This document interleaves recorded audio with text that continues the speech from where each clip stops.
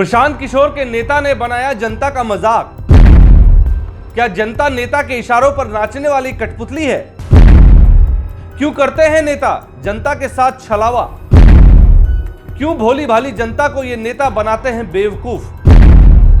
नीतीश कुमार या लालू यादव ही नहीं, अब प्रशांत किशोर ने भी जनता को बनाया बेवकूफ। कभी धर्म के नाम पर तो कभी जात पात के नाम पर जनता को आपस में लड़वाते हैं ये नेता। कैमरे पर निभाते हैं दुश्मनी और पीठ पीछे सभी नेता हो जाते हैं एक दूसरे के दोस्त।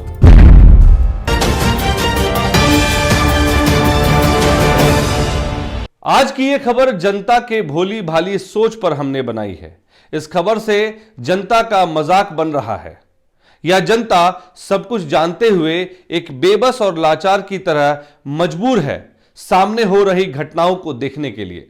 आज ये खबर भी है और आंखें खोलने वाला विश्लेषण भी। इसलिए मैं आपसे अनुरोध करता हूं कि खबर को अंत तक जरूर देखें और इस खबर को देखने के बाद आप खुद का आकलन जरूर कर सकते हैं कि आप किसी को अगर अपना नेता चुनते हैं और अगर वो नेता डबल क्रॉस कर जाता है तो क्या आपने अपने नेता को चुनते वक्त सही सिलेक्शन किया था? यह खबर आपको आज सोचने पर मजबूर कर देगी। नमस्कार, आप देख रहे हैं BMW न्यूज बिहार और मैं हूं आपका होस्ट अभिषेक। आशा करता हूं कि आप सभी दर्शकगण अच्छे होंगे, स्वस्थ होंगे।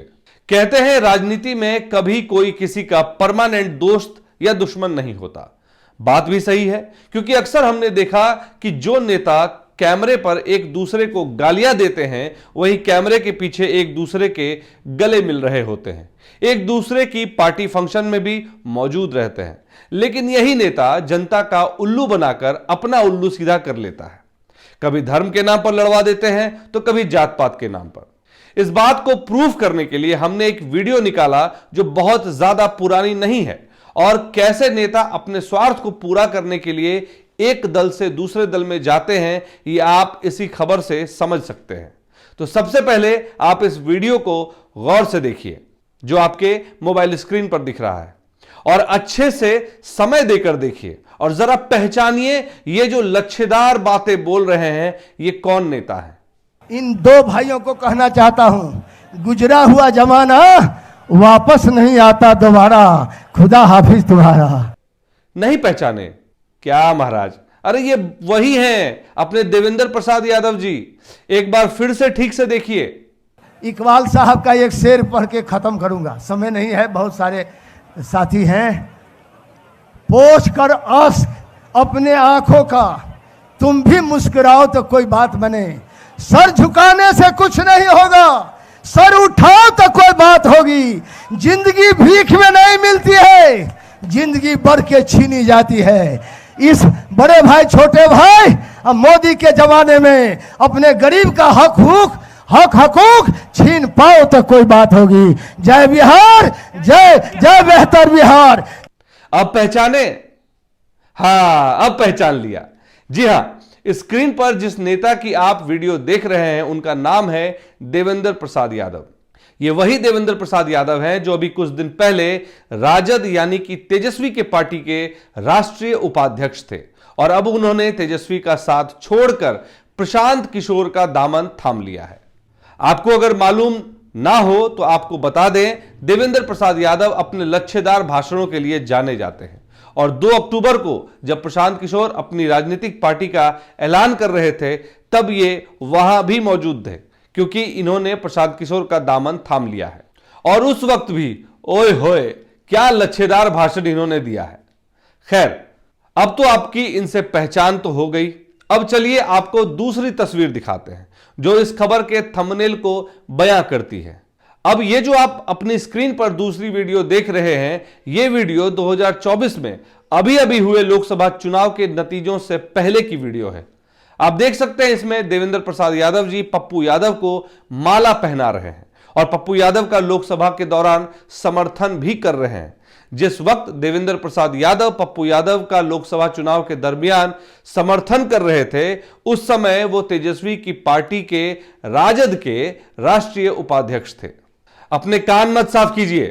अरे खबर 100% सही है और आपको तो याद भी होगा कि लोकसभा चुनाव में पप्पू यादव लालू यादव से मिलते हैं, राहुल गांधी से मिलते हैं की बात करते हैं, लेकिन दोनों ही राजनीतिक दलों ने उन्हें समर्थन नहीं दिया और समर्थन देने के लिए देवेंद्र यादव पप्पू यादव के पास पहुंच जाते हैं, मानो वो खुद राहुल गांधी से भी बड़े पॉलिटिकल लीडर हों।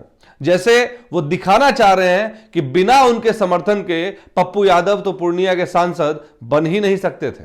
हालांकि आप तो देवेंद्र प्रसाद यादव से भली भांति परिचित हैं, लेकिन एक छोटी सी संक्षिप्त विवरण अब मैं आपके साथ साझा कर रहा हूं उनके बारे में, और ये प्रशांत किशोर की जन स्वराज पार्टी को क्यों डुबा देंगे, जैसा हमने थंबनेल में भी कहा, आपको यहीं से क्लू मिल जाएगा।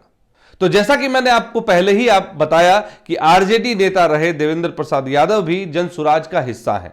वे झंझारपुर लोकसभा सीट से सांसद भी रह चुके हैं और बड़े समाजवादी नेता माने जाते हैं। देवेंद्र प्रसाद यादव 1977 में पहली बार विधायक बने और कर्पूरी ठाकुर के लिए विधायक पद से इस्तीफा देकर सीट खाली की। फिर 1996 में ये केंद्रीय मंत्री बने। देवेंद्र कहते हैं कि मैंने 1996 में प्रधानमंत्री पद के लिए मुलायम सिंह यादव का जब समर्थन कर दिया, तब लालू प्रसाद यादव भड़क गए थे और इसके ठीक एक साल बाद मुझे केंद्रीय मंत्री पद से हटा दिया गया। देवेंद्र प्रसाद यादव 1989, 1991 और 1996 में एकीकृत जनता दल, 1999 में जदयू और 2004 में आरजेडी के टिकट पर झंझारपुर से चुनाव जीते और सांसद भी रहे। यही नहीं, वे एचडी देवेगौड़ा की सरकार में केंद्रीय खाद्य आपूर्ति एवं उपभोक्ता मामलों के मंत्री भी रहे। इन्हें समाजवादी जनता दल डेमोक्रेटिक का भी गठन किया था, जिसका आरजेडी में इन्होंने विलय कर दिया था। बहरहाल, मुद्दों से भटके बिना मैं आपको वापस उसी ट्रैक पर लाता हूं। मैंने ये पूरी कहानी इसलिए आपको सुनाई कि आप नेताओं का चरित्र और नेताओं का अपनी राजनीतिक छवि बचाने के लिए गिरगिट से भी ज्यादा पलटी मारने का जो रिकॉर्ड है, यह आपको Guinness book of world record में भी नहीं मिलेगा। तो अब आप ही बताइए कि इस पूरी कहानी से हमें क्या सीख मिलती है। इस खबर से, इस विश्लेषण से हमें यह सीख मिलती है कि नेता किसी का नहीं होता, वे सिर्फ अपना उल्लू सीधा करने के लिए वक्त आने पर जनता रूपी गधे को भी अपना बाप बना लेती है, और फिर वही जनता जब उनके दरवाजे पर अपनी समस्याओं के निदान के लिए जाती है तो उन्हें बाढ़ जैसे हालातों का सामना करना पड़ता है और नेताओं से सिर्फ मिलती है आश्वासन की भीख। जिन्होंने भी हमारी इस पूरी वीडियो को देखा है वो समझ सकते हैं कि राजनीति में नेता के लिए जनता महत्व नहीं रखती, नेता के लिए महज महत्व रखती है तो उनकी वो कुर्सी। इस खबर को प्रशांत किशोर और उनकी टीम को भी जरूर देखना चाहिए, क्योंकि जनता ने उनसे बड़ी आस लगा रखी है और जिस तरह से बिहार में बदलाव की बयार चल पड़ी है, ऐसे में ना जाने कितने ही लोगों के मन में प्रशांत किशोर की तरफ एक आशा की किरण की तरह लोग देख रहे हैं। और अगर प्रशांत किशोर भी जात पात की राजनीति करने लगे तो आप ही बताइए कि क्या विश्वास रह जाएगा लोगों का नेताओं पर। अब अगर प्रशांत किशोर जी ने भी दिल्ली के पूर्व मुख्यमंत्री अरविंद केजरीवाल की तरह कई सारे वादे किए और फिर वही सड़ी गली राजनीतिक चूल्हे में बिहार की जनता को धकेला, तो यकीन मानिए बिहार में बदलाव नहीं बल्कि बिहार में चारों तरफ आंदोलन ही आंदोलन देखने को मिलेगा, जो जनता का आंदोलन होगा। उसमें कोई नेता नहीं होगा, ना कोई पार्टी होगी, सिर्फ अपने हक और हकूक के लिए जनता सड़क पर होगी।